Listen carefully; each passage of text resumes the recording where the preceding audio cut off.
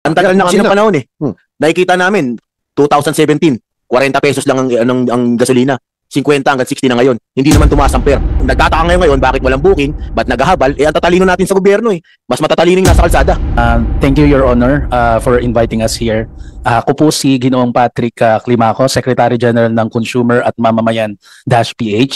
Sir, meron po akong dalawang gustong i-point out. Yung una po, yung pong pahayag po namin na suportado po namin itong mga ganitong pagkilos po na sana po ma-establish na po into law yung pong instead na provisional, ma-establish po na magkaroon ng ano po ba yung dapat na proseso po natin doon sa bilang ng mga motorcycles, taxis. Kasi po simple lang naman po yung hiling po namin bilang mga consumer na makapasok at makauwi po sa amin sa mga aming mahal sa buhay.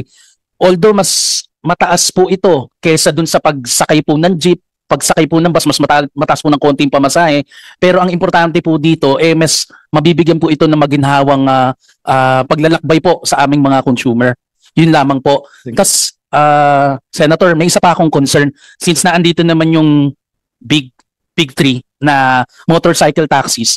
Sir, kanina pero pinoint out nyo na nagpapatay sila, nagla-log out dun sa app pagka rush hour o kaya maulan. Tama po yun, sir. May napansin na po akong ganyan. Pero kanina po, papunta po ako dito, dyan po sa area ng Buendia, LRT, McDonald's, DLTV. Hindi lang po yun. Yung pong dahilan kung bakit nila pinapatay o nila log out yung app. Natuklas ako po kasi, sir, habang nagbubook po ako, may lumapit po sa akin. Isang light blue, isang dark blue, which is Angkas and Joyride. Nag-aalok po sa akin. Nung pagkasagot ko po na ito po nagbubuking na po ako, hindi na kumibo. So something fishy come into my mind na lalabas to na kolorum. Kasi po hindi siya magre-register dun sa sistema ng app ng Angkas at saka ng Joyride. Paano po kaya ang mga mekanismo para maprotektahan po yung mga mananakay na katulad po namin? Kanina po, sir, nabanggit nyo may nagreklamo sa inyo na Angkas, rehistrado talaga tapos muntikan pa siyang mahalay. How much more na daylight, walang rehistro ng aking pagbubuk kung papatulang ko po yung driver na yon ng kanyang offer? Good question. So Angkas, wala kayong monitoring system na pag yung inyo pong rider nagpatay ng app, agad-agad questionin mo, bigyan nyo ng patawag para magpaliwanag. Kasi nangyari talaga yan palagi, yung nagpapatay ng app, especially kapag rush hour or kapag umuulan. And yeah, buti na point out ni Sir Patrick. And para magkolorum sila, and then magcha-charge sila mas malaki. Now, itong pasahero, gusto na makauwi, sige, kahit na triple pa yan. Wala kayong sistema na para ma-address itong issue na to, sir. Maraming salamat po, Mr. Chairman. Actually po, meron po kaming fraud detection system. Chine-check po namin kung yung frequency na pagsisirado ng offline tas pag-online, meron pong algorithm yun na nagde-detect na kung ginagawa niyo ng madalas, ibig sabihin, either nag-check siya ng price para malaman yung presyo, yung basehan ng presyo, tapos ino-off niya yung app para maghabal-habal. So na-check po natin yun, meron na po tayong mga naban based on that. Pero sir, mataas ang insidente ng pagpapatay ng app during rush hour. Hindi mo na-observe yan? During mga umuulan-ulan? Sir, actually po, kami po, sa experience po namin, no, for peak hour at for pag umuulan ng konti po, basta hindi po typhoon, actually yung drivers po namin, tumataas po yung online. Tumataas po yung online bikers namin on the road. No, sir. Opo. During peak hours at kapag umuulan, no drivers available. Palagi yan. Maka-staff ko. Yan palagi reklamo ng mga staff ko. Sasabihin, no drivers available. Oh. Tama po yan, sir. Kasi maging sa Grab, ganun din. Pinapatay yung apps. Di ba? Ito si Mr. Baka may kasagutan si Mr. Malungsod. Sir, amin na kami, sir. Ha? Sa tagal kasi ng pilot run, gumugulang na yung mga rider. Ang tagal nyong i-regular to, gawin batas to, nakakaisip na yung rider ng bagay na papabor na sa kanila. Ang tagal na kasi ng panahon eh. Nakikita namin, 2017, 40 pesos lang ang gasolina.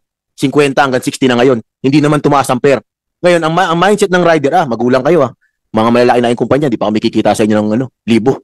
Ang ginagawa ng rider, nanggugulang na rin. Gulangan? Total, di nyo naman kami mahuhuli. Puro lang kayo pilot study. Dalubhasa na nga ako eh. Okay. Sa tagal ng pilot study, graduate na ako. 4 na taon. Magmamasteral na. Tapos nagtataka ngayon bakit walang booking, ba't naghahabal, ang tatalino natin sa gobyerno eh. Mas matatalino yung nasa kalsada. Kami yung nagsiservisyo eh. Ayaw niyo makinig sa amin, o di gagawa kami ng para kumita kami ng mas malaki rin. So kung hindi natin po ililigal to, ilang taon na, si Ariel nga tumanda na rin So sino sinisisi mo dito? Gobyerno na po. Ang tagal na ng pilot study. Ang sabi noon, nung nag-uusap kami, pilot study, 6 months to 1 year. 5 taon na po, masteral na. Mano man lang sana, sir, every now and then, nagbabago ng LTFRB chairman Dati ang humuli pa sa amin, si Lisada. Sino si Lisada? Dating spokesperson ng LTFRB. Spokesperson, siya, chairman, siya yung board member. Ba't kayo huli? Kasi illegal daw po kami. Yun lang alam namin na hanap buhay pag bumotorsiklo matagal na yung habal-habal wala pa sila sa gobyerno, may habal-habal na 2009, may habal-habal na. Pinopost na ni Congressman H. Durano. Hanggang ngayon, namatay na si Representative Raul Delmar ng Cebu.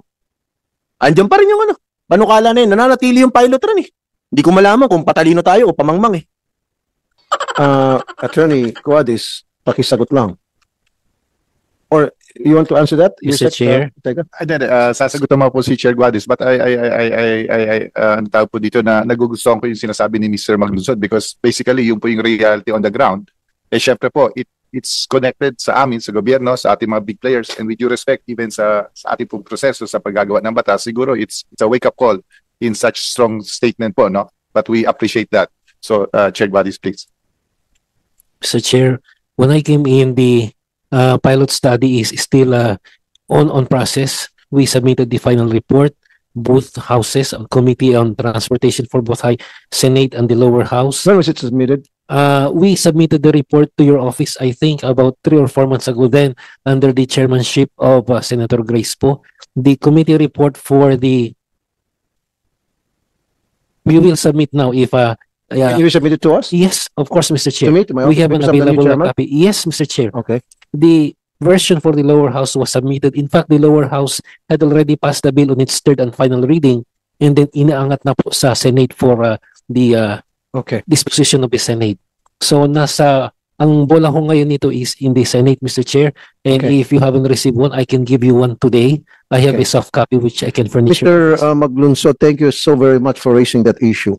And I didn't know na may problema din pala dito sa side ng legislative, yung paggagawa ng batas at nasa Senate. And bago lang po akong chairman ng transport, so baka na-overlook lang yon. So I'll look into it. I'll make sure na the ball will start rolling again.